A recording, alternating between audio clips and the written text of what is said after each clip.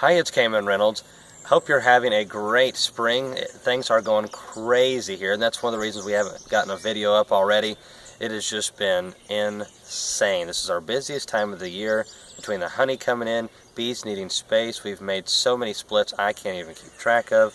We've got new customers coming in. Yesterday we were at a festival in Cookeville, Tennessee, and thanks everyone who watches our videos and that showed up, and even the people that haven't watched our videos who might see this later. It's kind of creepy though when people come to your booth and they're like, Kamon Reynolds, and I'm like, hi, would you like to try some of our honey or whatever? And they're like, oh yeah, I already know you. That's really weird, but that's what technology will do. I mean, it'll let people know that you do weird stuff in Gainesboro, Tennessee. So thanks everyone for showing up. We had a blast and lots of laughing and joking around, and we sold a lot of honey, so that never hurts my feelings either.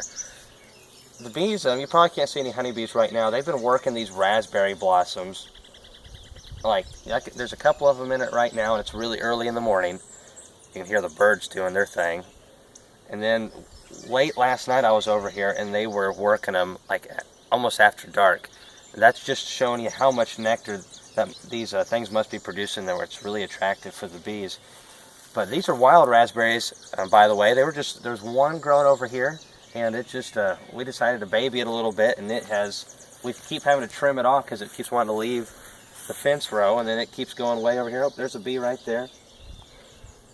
And that's going to give us some great fruit set right there. That pollination is so important. Bees not only improve the seed quality and grains, but they also produce much larger fruit. And some scientists believe that it actually produces a slightly sweeter fruit.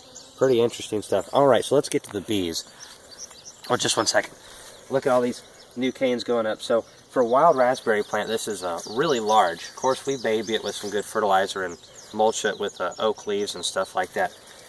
Alright, so this right here is one of the things that we've been working on. Had one of my buddies come out and help, and Laurel's been really helping out a lot. And just from before daylight we're starting, and after dark we've just been so busy. This is the new style lid. It's still the Advantech. This has been dipped, so it's going to be like the equipment where the water's just going to roll off. We got the corners open here so the water won't pool on top of the lid. And of course it's just the size of our boxes, so it's just maybe a little bit longer and a little bit wider, but like a 1/16 on each side. So they're really cheap to build. For those of you who want to save money expanding your apiary, I would really recommend these because they're really stout. You can get a sheet which will make 10 lids, for $28 right now. Advantech just dropped its price, and I'm okay with that. So we made a little over 100 of these things this week, and I'm pretty excited to try those out. And as you saw, that have the braces now going the other direction as opposed to this one right here, or these that just have them going this way, and that's to help prevent this bowing right here. Because look at what we're having happen right now. These bees are wanting to go in this entrance here. They're working hard to get in there, and they got all this pollen down in here that occasionally they're dropping them off, and they're losing a little bit of pollen. So we're going to be replacing this lid. And now what's going to happen whenever you do something like this, it's going to confuse all those forager bees, because forager bees are creatures of habit. They go in the same way they want to go in every single time. So whenever you switch anything like that, it's really going to throw them for a loop, and they'll keep coming over there even after you've changed the lid, and they'll eventually walk their way around. But forager bees don't live too long, unfortunately, so within a week or two, everything's going to be used to going in the front entrance. Alright, let's get into this real quick. Switch that lid. This is the one with the Supersedure, by the way. And sorry we don't have the microphone today. We're having more technological difficulties.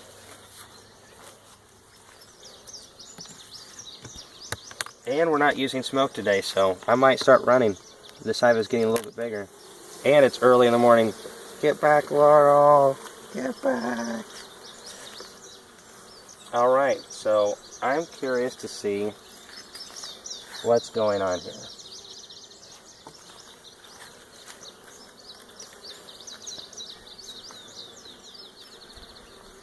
And the feeder over here is completely dry. There's not a dead bee in it.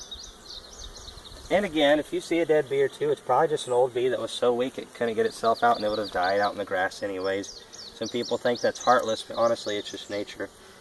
Nature's fixing to sting my hands. I can tell these bees are not wanting to play this early in the morning. Most of the forager bees I think are still in here.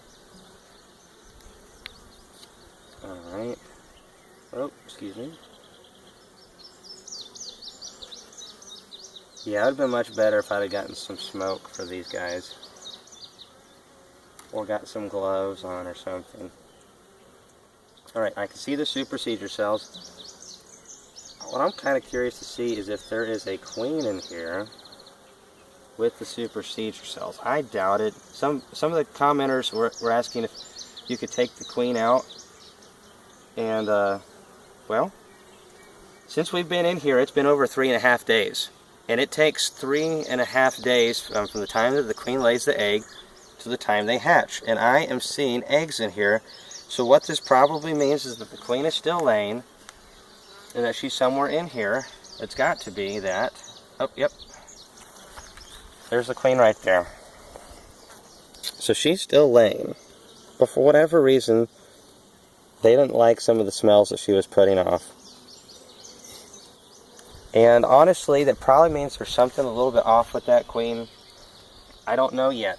The brood pattern looks pretty good, so it can't be a problem with the brood. Let's pull out the cells real carefully. Ah, so our packages are starting to make new bees. I figured they would be at this point. Alright, look at all those empty cells. And see all those fuzzy bees right there? Now, do you see the bee down there with the deformed wing virus?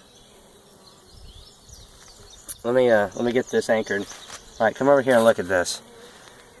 Alright, there it is right there. That poor little bee. See how it has wing problems? That's a virus. And that is because there was varroa mites in the cell with that bee. They were feeding on it, injecting with those viruses. And you don't see that a whole lot in little colonies like this. And that's why we kill those mites. And they are a big problem. That bee is not going to live hardly any time. It just hatched out.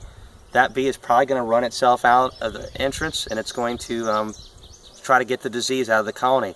When you see at the end of the year, a lot of beekeepers experience this, where they have honey left in the hive, and they said there was bees there in August and all that kind of stuff, but then there's no bees, but there's still honey. That's because your whole colony became so virus-ridden. And this is debatable, but this is my opinion from just watching this happen too many times for me. The bees, when they get sickly, they run themselves out of the hive trying to get that disease out of the hive. This bee will never fly. This bee's sickly. The poor guy or gal got eaten by varroa mites. So there's a bee hatching out right here. That's just awesome. So this hive is really starting to grow and take off. But you always have to keep those varroa mites in the back of your mind. Alright, here's the cells right here. So we've only got one legitimate cell left. What we're probably going to do is take that queen and make a split with her. And I will show you when I do that in the video. She has put eggs up here, the queen has. She's been laying all around this area, but this is a little bit of a problem. We're not seeing enough stores. We are in the middle of the strongest flow in our year, and these bees still are a little light on feed. Some people would say, this is good enough, leave them alone. I don't agree with that. We want our bees to have the best conditions, and in order to have that, they're going to have some feed. So we're going to give this colony, actually all of these colonies, a little bit of feed. We got blackberries, clover, locust, tulip poplar, raspberries, even a lot more blooming. Our big colonies, some of our biggest ones have over a deep box of honey and almost all the way capped. But those colonies are, well, they're taller than I am. I know it's not that impressive, but this colony right here needs a little bit of feed, just an extra quart. Once those bees, those hatching out bees become forager age, they're going to be able to start really capitalizing. Just keep an eye on your combs. Thanks for watching our videos. Any questions on what we're doing here, feel free to leave them below. Thanks.